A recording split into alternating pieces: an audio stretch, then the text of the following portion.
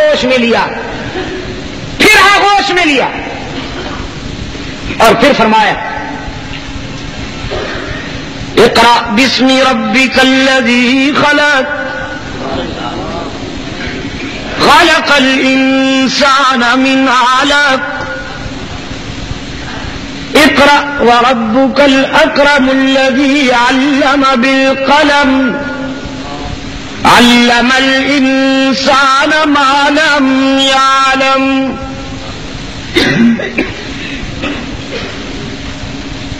اب سرکار دو عالم صلی اللہ علیہ وسلم نے بھی پڑھنا شروع فرما دیا. یہ آغوش میں لینا جو تھا اسی میں وہ بات ہو گئی جس کے متعلق ایک اور مقام پہ قرآن کریم میں ارشاد ہوا وَلَقَدْ أَوْحَيْنَا إِلَيْكَ رُوحًا مِّنْ أَمْرِنَا مَا كُنْتَ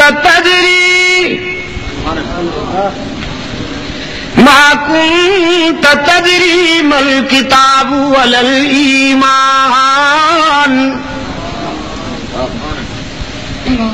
وَلَكِنْ جَعَلْنَاهُ نُورًا نَهْدِي بِهِ مَن نَّشَاءُ مِنْ عِبَادِنَا وَإِنَّكَ لَتَهْدِي إِلَى صِرَاطٍ مُسْتَقِيمٍ.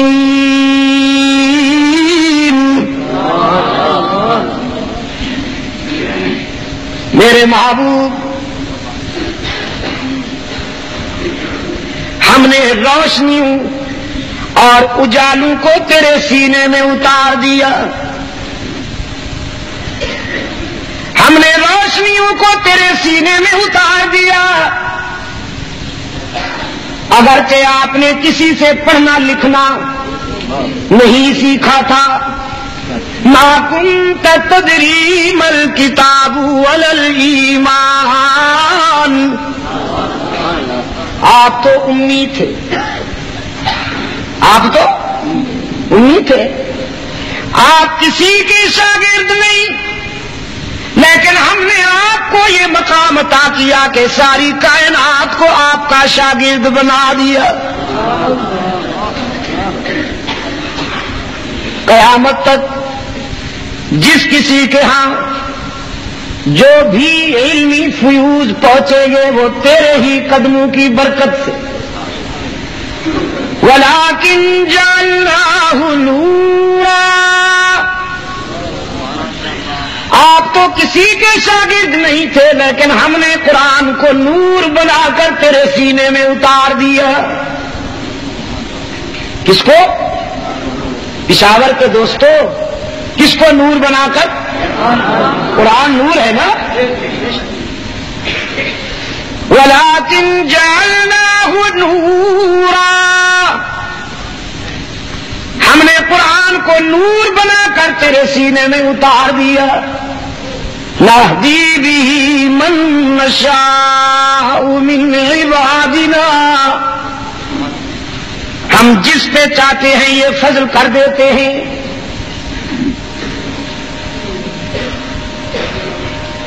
قرآن کریم میں متعدد مقامات پر حق تعالی نے آیات بینات کو روشنی سے تعبیر کیا، نور سے تعبیر کیا. لَقَدْ جَاءَكُم مِّنَ اللَّهِ نُورٌ وَكِتَابٌ مُّبِينٌ وَلَكِنْ جَعَلْنَاهُ نُورًا. اسی کی تعبیر ہے. لَقَدْ جَاءَكُم مِّنَ اللَّهِ نُورٌ وَكِتَابٌ مُّبِينٌ. بات تو ہو رہی ہے قرآن کی، لیکن اجمی فنکاروں کو داد دیجئے، چور بازاری کے کتنے نفیس ماہر ہیں. انہوں نے اس تعبیر سے سرکار دو عالم صلی اللہ علیہ وسلم کی انسانیت و بشریت کا انکار کر دیا. حالانکہ بات کتاب اللہ کی ہو رہی ہے. میرے عزیز دوستو، رحمت عالم صلی اللہ علیہ وسلم نے پڑھنا شروع فرمایا، لیکن پڑھنے میں ذرا تیزی تھی، زبان میں ذرا تیزی تھی۔ اب تعالیٰ نے فرمایا لا تحرک به لسانک لتعجل به، لا تحرک به لسانک لتعجل به۔ محبوبم، زبان جلدی کیوں چلاتے ہیں آپ، تیزی کیوں کرتے ہیں؟ خدا بندہ کوئی جملہ، کوئی لفظ، کوئی حرف رہ نہ جائے، روح الامین کی زبان سے قرآنی آیات کو اپنے حافظے میں محفوظ کرنے کے لیے جلدی پڑھتا ہوں۔ اب تعالیٰ نے فرمایا ان علینا جمعہ وقرآنہ فَإِذَا قَرَأْنَاهُ فَاتَّبِعْ قُرْآنَهُ ثُمَّ إِنَّ عَلَيْنَا بَيَانَهُ۔ یہ کیسے ہو سکتا ہے کہ کوئی جملہ، کوئی لفظ، کوئی حرف چھوٹ جائے؟ میرے محبوب، قرآن کو آپ کے دل میں اتارنا بھی ہماری ذمہ داری، پھر آپ کی زبان سے جاری کروانا بھی ہماری ذمہ داری، اور پھر قرآن کے مفاہیم و معانی اور حکمت و بلاغت کے ساتھ آپ کی زبان سے بیان کروانا بھی ہماری ذمہ داری۔ پہلا سبق لے کر حرا کا خلوت نشین امام الانبیاء والمرسلین خاتم النبیین والمعصومین گھر تشریف لائے ہیں، اور اپنی رفیقہ حیات سے فرماتے ہیں انی خشیت علی نفسی، خدیجہ مجھے تو جان کی فکر ہے، ہیبت تھی، روب تھا وحی کا، سرکار دو عالم صلی اللہ علیہ وسلم کے جسم پر سنسنی طاری تھی، پسینہ آیا ہوا تھا۔ فرمایا زملونی زملونی زملونی، مجھ پہ کمبل ڈال دو، مجھ پہ کمبل ڈال دو، مجھ پہ چادر ڈال دو۔ دنیا کی وہ خوش نصیب خاتون، دنیا کی وہ خوش نصیب خاتون جس کی بیوگی یوں آباد ہوئی کہ کسی کی دوشیزگی بھی اتنی آباد نہ ہو سکے۔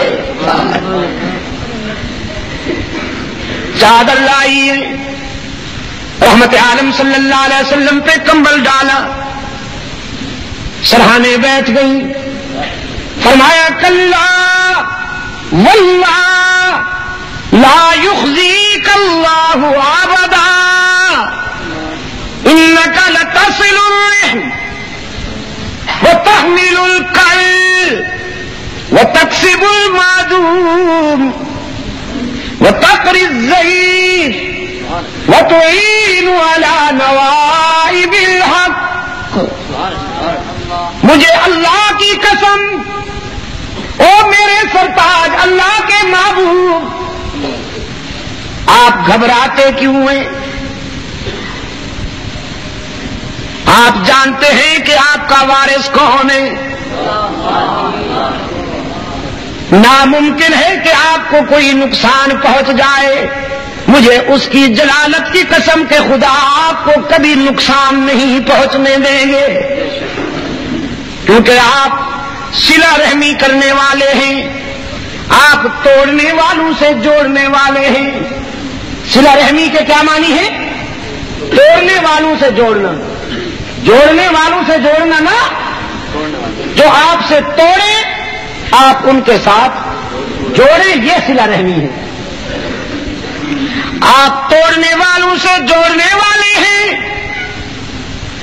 آپ لوگوں کے دکھوں میں ساتھ دینے والے ہیں، لوگوں کی گمشدہ چیزیں ان تک پہنچانے والے ہیں، آپ مہمان نواز ہیں، اور حق و صداقت کا پرچم بلند کرنے والے ہیں تو ایسے اخلاق والے کبھی نقصان نہیں اٹھایا کرتے۔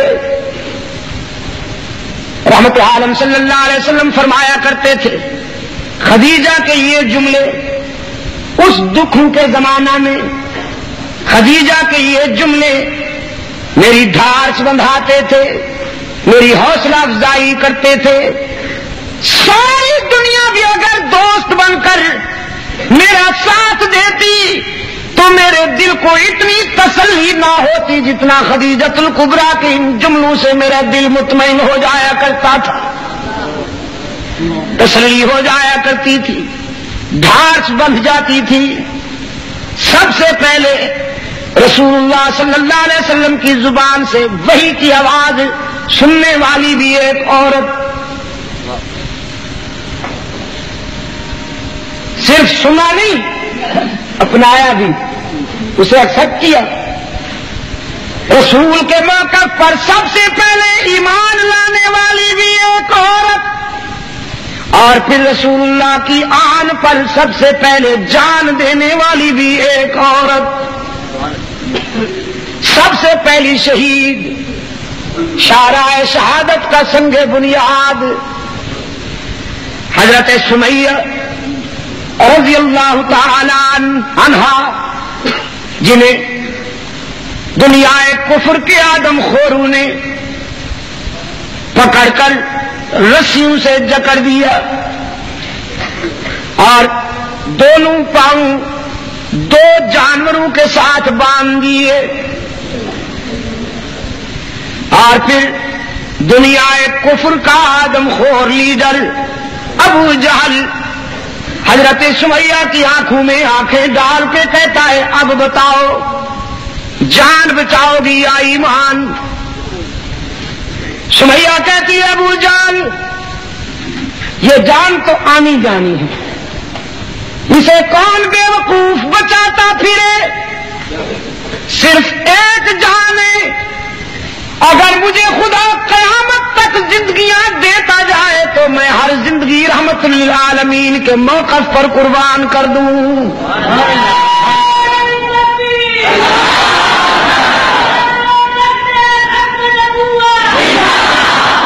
جان دے دوں گی لیکن رحمت للعالمین کا دامن نہیں چھوڑوں گی۔ دل کی گہرائیوں سے کہہ دو رضی اللہ تعالی عنہا، رضی اللہ تعالی عنہا۔ اسلام کی تاریخ میں پہلی شہید حضرت سمیہ رضی اللہ تعالی عنہا۔ میرے عزیز دوست، سرکار دو عالم صلی اللہ علیہ وسلم کے موقف پر ایمان لانے والی بھی سب سے پہلے ایک عورت، رحمت عالم صلی اللہ علیہ وسلم کے موقف پر جان دینے والی بھی ایک عورت۔ اور سنو، جب سنگ دل یہودیوں نے ایک پاک باز عورت کے کردار پر انگلی اٹھائی، سنگ دل یہودیوں نے ایک پاک باز اور بے گناہ عورت پہ انگلی اٹھائی اور اس کی کردار کشی کی مہم چلائی، تو اس کے دفاع میں اور اس کی صفائی میں قرآن کی بارش ہو گئی۔ میں نے فراس کا ایک جزیرہ ہے ریونین، چاروں طرف سمندر میں گھرا ہوا ایک پہاڑ ہے، عیسائیوں کی حکومت ہے وہاں پر، لیکن آپ یہ سن کر حیران ہوں گے کہ انہوں نے مجھے، وہاں کا جو گورنر تھا اس نے مجھے دعوت دی کہ آپ ہمارے ٹیلی ویژن پر آئیں اور اپنے اسلام کا موقف پیش کریں.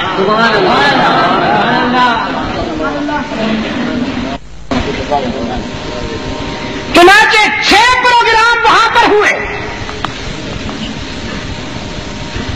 اور ان پروگراموں میں ہر پروگرام 80 منٹ کا. یہ 5-10 منٹ کے جو پروگرام ہوتے ہیں بیچارے خریدے ہوئے مولوی زر خرید